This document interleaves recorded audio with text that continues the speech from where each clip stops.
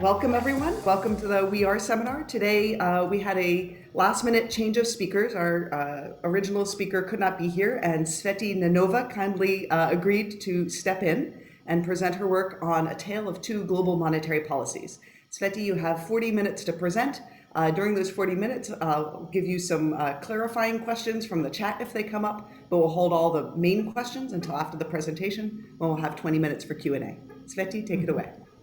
Thank you so much, Laura. Thanks for having me. I have to say that both presentations, both the planned one and the current one, have one common denominator, and that is Sylvia, who is the co-author on both papers. I think she'll join us at some point as well in the audience.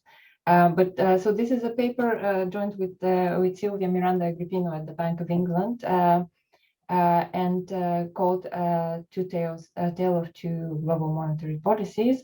And as the title suggests, we're going to look at the monetary policies of the two biggest currency areas in the world, namely the Euro area and the US, and tell you about how they trickle over to the rest of the world. As usual, since Sylvia is affiliated with the Bank of England, the usual disclaimer applies. So this paper only reflects our own views. So first of all, there is consensus now in international economics that U.S. monetary policy has a global reach. The channels through which it operates include both trade and financial spillovers, but it can affect both the global real activity and global financial conditions, regardless of whether or not the receiving countries have flexible or floating exchange rates. On the growing empirical evidence on this shows that, firstly, this can take this type of spillovers from U.S. monetary policy can take place through international risk-taking, where heterogeneous financial intermediaries can lead to spillovers of the conditions of the U.S. financial center to other countries. In addition to that, a long list of papers now also shows that the U.S. monetary policy conditions also spill over to the rest of the world in terms of the macroeconomic conditions and in terms of real activity. So Georgiadis, Sangalesi, as well as my co-authors Miranda, Sylvia, and Helen have shown this in a range of papers. Now, why this may be the case? Why is the dollar such a dominant currency across in terms of the spillovers, the cross-border spillovers, both macroeconomic spillovers and financial spillovers? Well, there's a range of there is a line of literature here that shows that both the role of the US dollar as an anchor currency and in terms of its role as a currency that dominates the denomination of financial transactions and trade invoicing, maybe one way to think about it. Now, I've taken this graph from a recent report by the ECB looking at the usage of the euro internationally. And while this graph clearly highlights in the blue bars that the US dollar is indeed the dominant currency in international financial transactions, ranging from FX reserves to trade transactions, loans, and derivatives turnovers, and so on. It is also clear from this graph, from the yellow bars, that the euro's role in international transactions is also not trivial at all. So it stands to reason that the ECB's monetary policy might have an effect internationally as well, if our understanding of the mechanisms of international financial spillovers of monetary policies are correct. But in fact, in the literature that we have so far, this effect of the ECB globally is actually still disputed. This slide is pretty sparse in my presentation, and these are really the all the papers that we could find that look at the issue of how exactly ECB monetary policy spills over to the rest of the world. There is a very nice paper by Giancarlo Corsetti and co-authors showing that there are indeed strong spillovers to countries neighboring the euro area. Then also and those don't and those are irrespective of whether those countries have a fixed or floating exchange rate vis-a-vis the euro. Then on top of that, we have a bit of evidence on the spillovers of conventional monetary policy due to information effects cross-border from a nice paper by Marek Jarosinski at the ECB. And also we have evidence that the ECB balance sheet policies affect the exchange rate quite strongly. But the last paper that I have here does show that the bulk of the spillovers come through trade channels. And this is and have smaller effects on financial variables. Now, what we do in this paper is we try to add to this literature by developing consistent frameworks across the US and the euro area, where we estimate the effect of what euro area and US monetary policies have on global financial markets in particular. We focus mostly on the post-crisis period, and we focus on unconventional policies because those were the policies that both central banks could implement during this period. And we find broadly three main things about how these two monetary policies compare in terms of their international spillovers. First of all, ECB and Fed unconventional monetary policies have actually very similar international financial spillovers. I'll detail exactly how the variables that we look at in this case. However, the magnitude of ECB spillovers is somewhat smaller than the Fed unconventional monetary policies. And we also show some tentative evidence that the euro exposure is one potential channel through which ECB international monetary policy transmission takes place.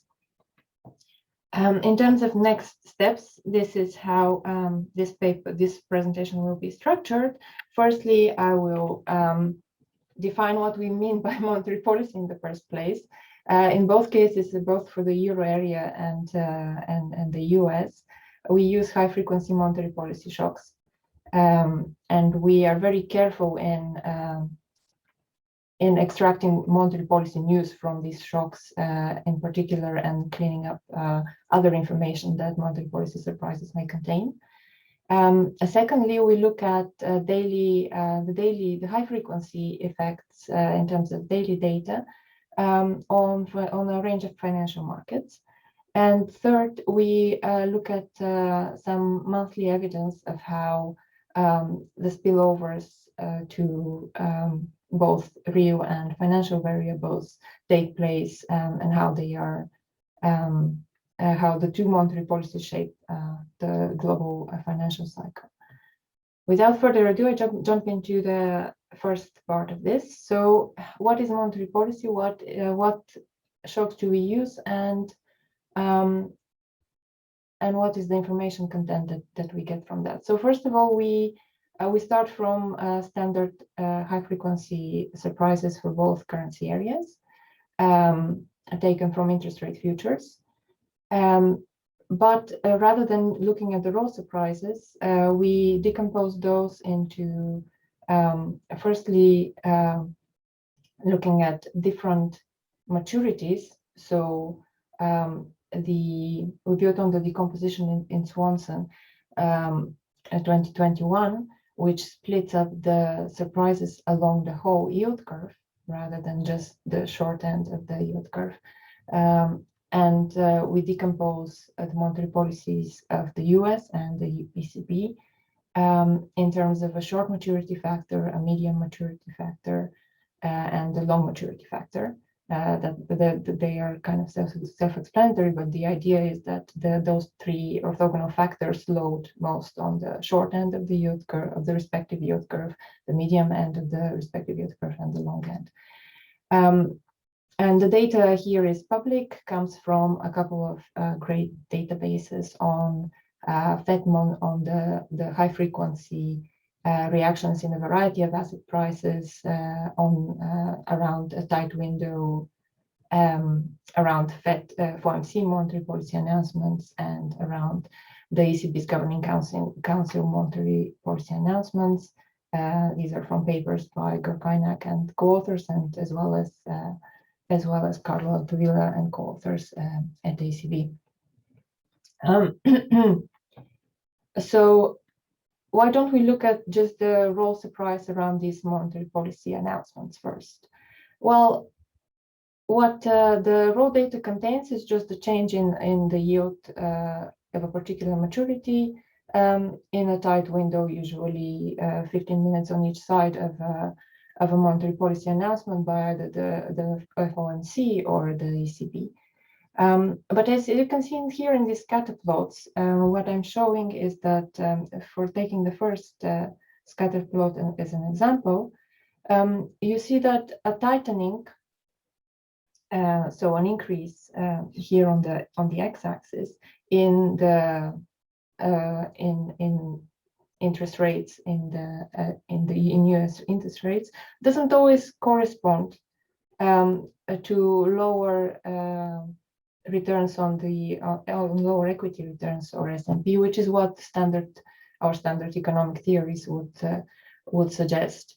Quite often you have some other here in the light blue diamonds. You have reactions that are of the opposite sign. So the Fed tightens, but still the S&P returns are positive around the announcement.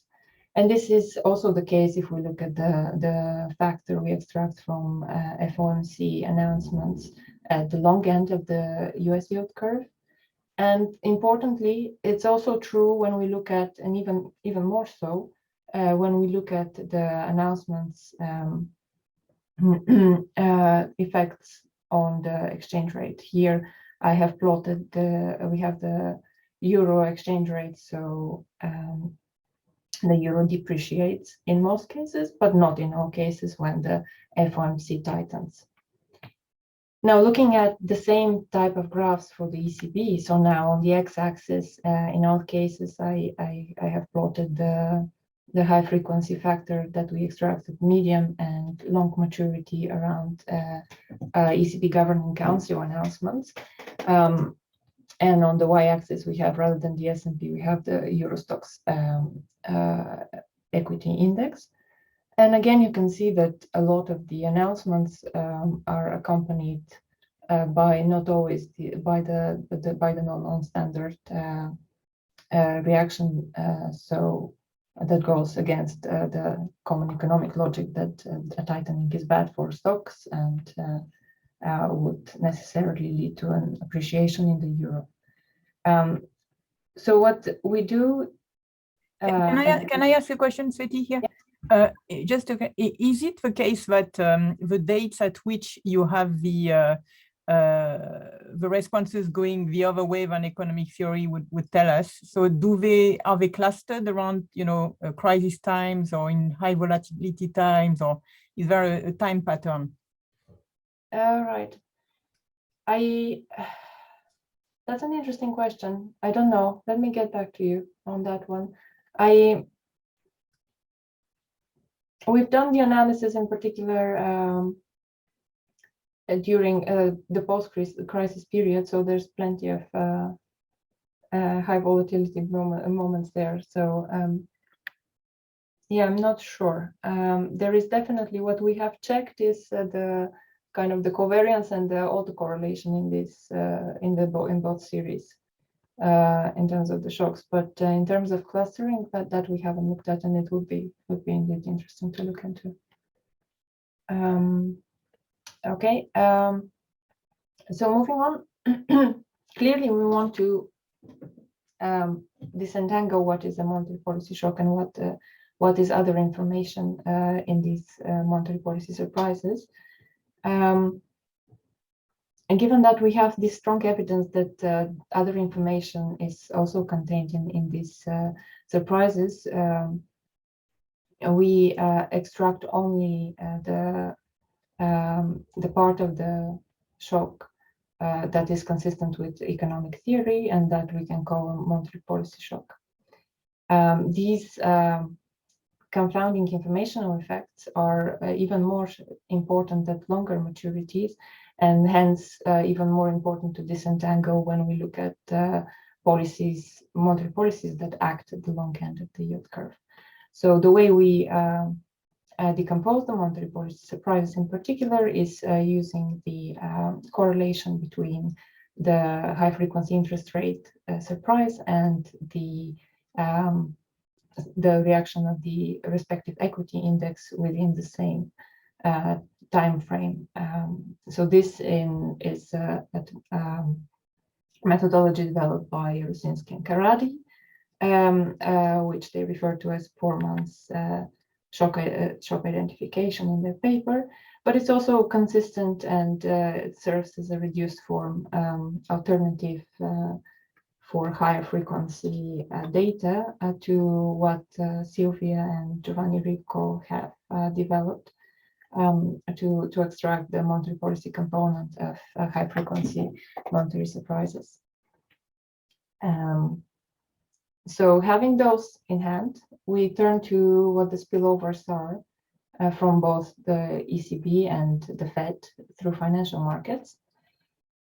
And we developed the same common framework here. We start with daily local projections. The daily data that we have runs from 1999 to 2017, to July 2017. And we exclude commonly known joint announcements by the Fed and ECB around the crisis in particular. And we also look at the same set of variables across the two currency areas. The yield curve in the US euro area, as well as some specific euro area countries. We look at the S&P 500 for US equity returns and Euro stocks for Europe, for European equity returns. We look at the two respective implied volatility indices, as well as corporate bond spreads for both investment grade and high yield debt, as well as currencies for the two euro areas. The focus here is on unconventional monetary policy, so forward guidance and asset purchases. In this presentation, I mostly will show the results for the long maturity surprises, which are stronger, but the ones for medium maturity shocks are qualitatively very similar, and you can see those in the paper.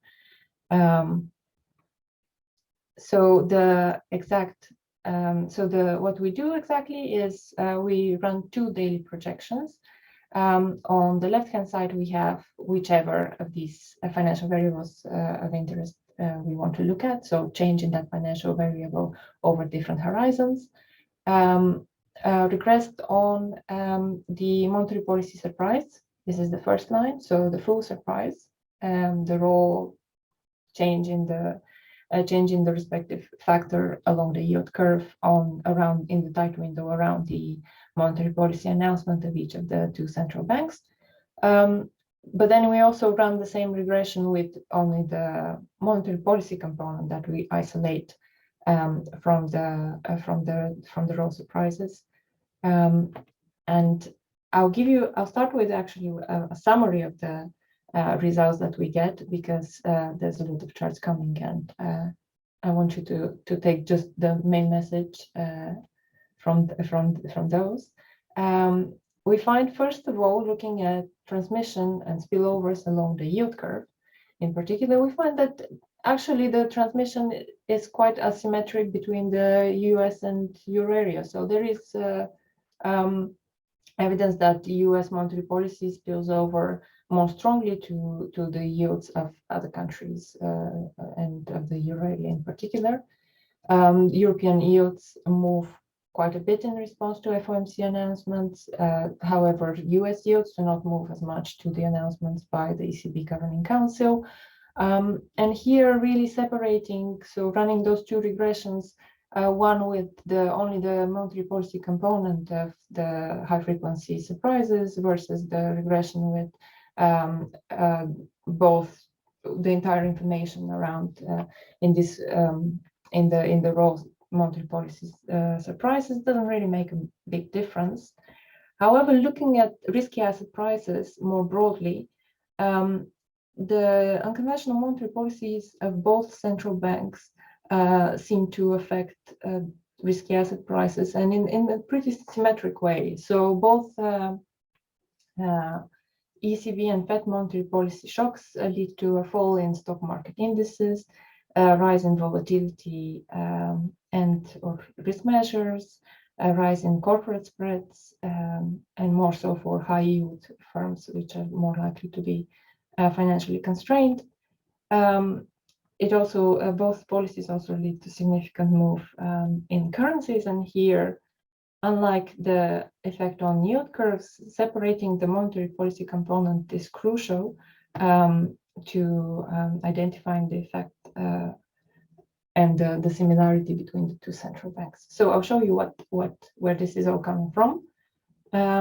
So looking at the Fed and conventional monetary policy effects first, here in the highlighted part of this plot, you see that an increase in a shock to the long end of the US yield curve around FOMC monetary policy announcements leads to an increase in the euro 10-year rate, which is quite persistent. It lasts for a couple of weeks. These are business days here. So you have the effect over 1 month.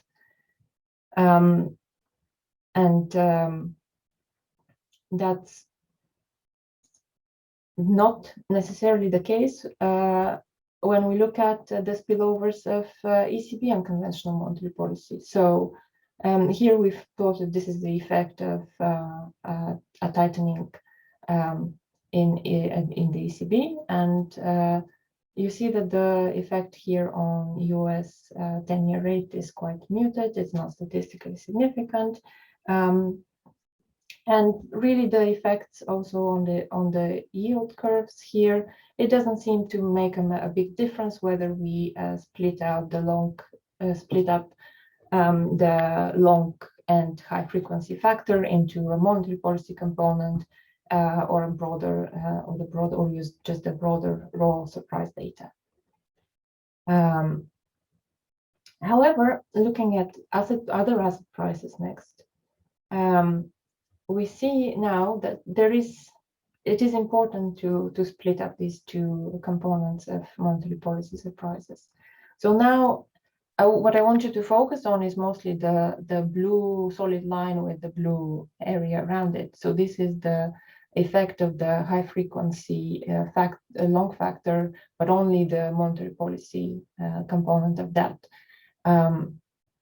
So here we have we can see that both that ECB tightening leads to a decrease in both the US equity returns as well as Euro stocks or European equity returns. It also leads to has an effect on the implied volatility of US stocks, less on the implied volatility of European stocks though. And it also leads to a broad-based increase in corporate spreads, both for US corporates and euro area corporates. And in addition to that, it has a strong effect on the euro-dollar exchange rate, which you might expect because it is changing the UIP condition from the US dollar side. But also what we find more interestingly, and we don't have necessarily a very good view for what is driving this, is that we see a depreciation in the euro following a Fed monetary policy shock or monetary policy tightening, even when we exclude the bilateral exchange rate. So even excluding the appreciation in the dollar that is to be expected, we see a depreciation in the euro here. Now, looking at the effect. Sorry, Tsveti, so the VIX goes the other way, though. I mean, it's kind of interesting, right? The stock index goes down, but the VIX also goes down. Yes, a little bit. So this is post-crisis. I think if we run this for conventional monetary policy and include pre-crisis, I think the effect is would go in the other direction. This is the kind of the standard finding we have in this literature. But post-crisis, I think in the effect of U.S. monetary policy on the VIX is much more muted. So we do find that even here in the daily data, and we have some. This we also confirm that the effect is weaker when we look at the monthly data. So it is also a bit more persistent. But yeah, I think in terms of the effect on the VIX, there is a bit of a change when it comes to U.S. monetary policy. So interestingly, when you look at ECB monetary policy, the effect on the VIX is what you would expect. So you do get the increase in the VIX after a tightening in ECB monetary policy. And this seems to be across both currency areas. So also the implied volatility both of U.S. stocks and of euro area stocks seems to increase when there is a tightening in ECB monetary policy. In addition, also the returns on equities in both currency areas both decline. And as we similarly to what we saw for the Fed, we see an increase in corporate spreads in both currency areas. The responses for the ECB, especially when we're not controlling for the information content of the monetary policy announcements, are quite muted. So here it is really important to separate the monetary policy surprise into a monetary policy shock and other informational content that the monetary policy surprise may have. As I was mentioning earlier, we also have a strong effect on the exchange rate, in particular on the bilateral US dollar exchange rate, but we don't see the same strong effect of the ECB tightening on the US dollar index when we exclude this bilateral. So there is something special, I think, in terms of the exchange rate reaction there. When we look at the FOMC monetary policy reactions. Sveti, you have 10 minutes left. Oh, sorry. Okay, I need to speed up in that case. But I have only one section, so that's good. So moving on to how monetary policy transmits through the global financial cycle, we also develop a common framework for both currency areas. We use the same shocks to identify monetary policy monetary policy shocks in both areas. But here we develop a monthly VAR and use those two shocks as instrumental variables to trace out the effects on a wider range of both macroeconomic and macroeconomic and financial variables. So in particular, we have a global output and trade in each VAR model, global private liquidity or credit, global capital inflows, financial market variables, including the VIX, as well as a common factor in a wide range of global asset prices that was developed by Sylvia and Helen and updated recently in a joint paper. We also look at the effect on currencies, and really the focus here is on unconventional monetary policies. The results, again, that I'll show you are the effects of, in particular, of shocks to the long end of the yield curve in both the US and the euro area. So looking at the effects of the unconventional monetary policy shocks in the coming from the US, coming from the Fed, here we see that these firstly have strong effects on global trade and global production, so on real variables, but they also lead to contraction in global credit, contraction in capital inflows for the entire world, as well as a fall in global asset prices.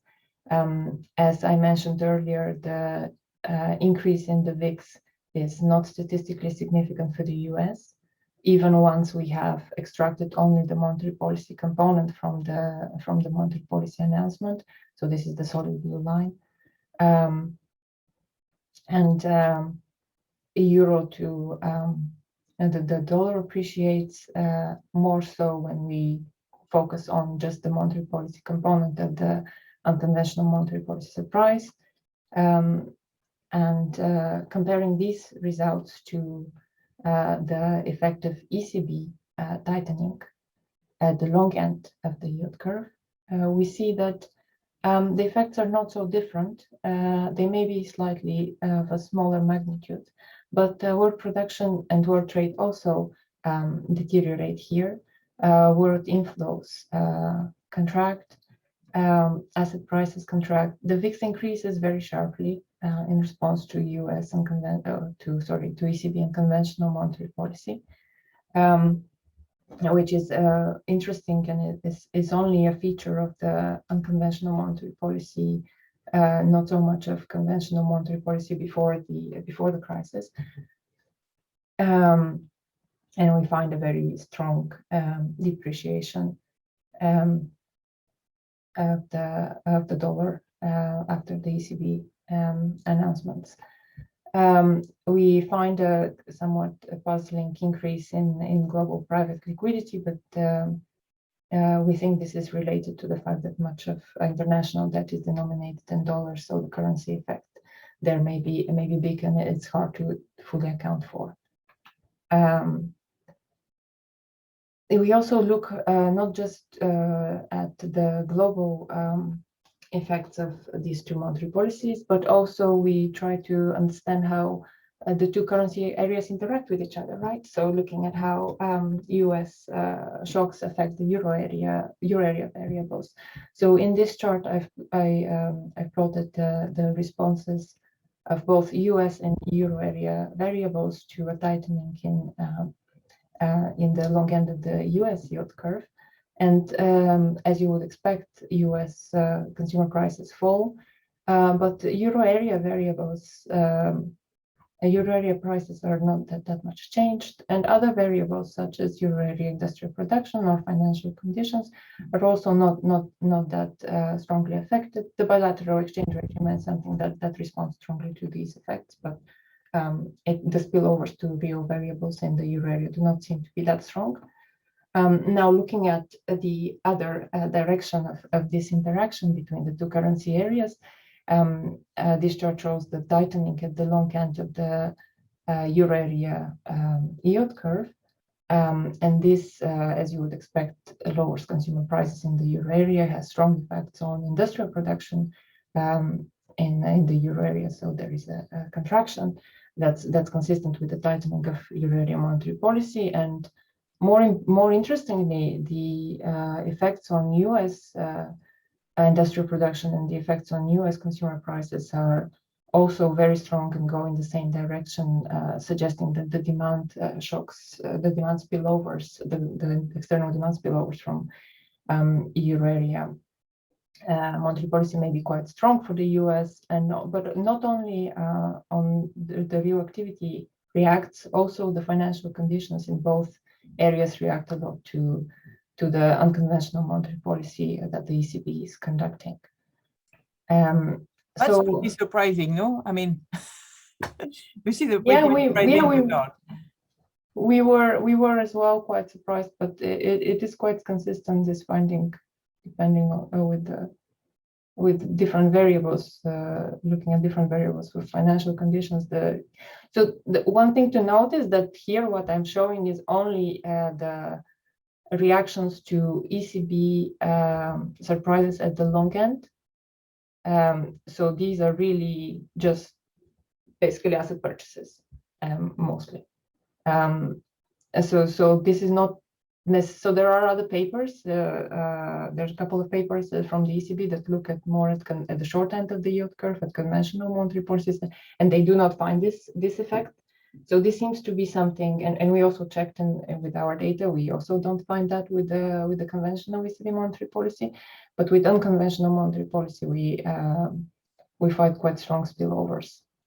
So there is something very different about ECB and conventional monetary policy. Did you look at the trade account? I mean, to try to understand a bit better the channel. Did you look at?